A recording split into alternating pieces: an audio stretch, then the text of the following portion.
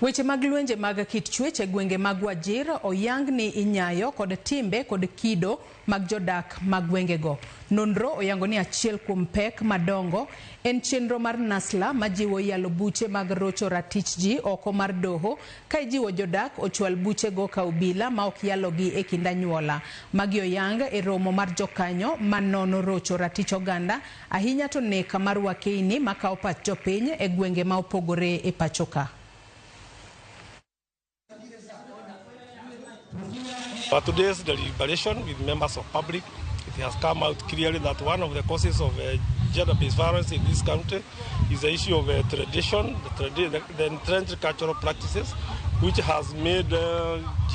which has normalized cases of GBV. There's a very high level of gender inequality, even when it comes to settling matters traditionally or through the alternative dispute method,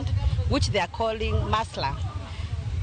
Because the girl or the lady who has been violated, maybe through any form of GBV, does not sit in the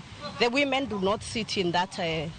elders union or whatever it is, the masla. So how are their rights protected? Na katika hii harakati yote tunapata mwathiriwa anaachwa pale katikati, kwa sababu kisa kikitokea clan mbili tofauti zinafika kwenye makubaliano, wanasema kwamba kama ni issue na fine, jamii fulani inatoa fine kwa jamii fulani, alafu yule ambaye alikuwa amedhulumiwa anabaki pale katikati akihangaika kutafuta haki, na anapokuwa mkubwa ama katika ile harakati ya kuendelea na maisha, hilo linabaki ni swala ambalo linamsumbua.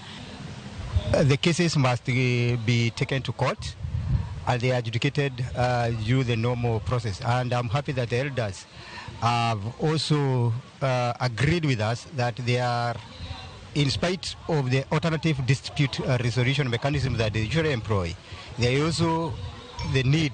to follow the law and to see to it that the cases are sorted out as they are required.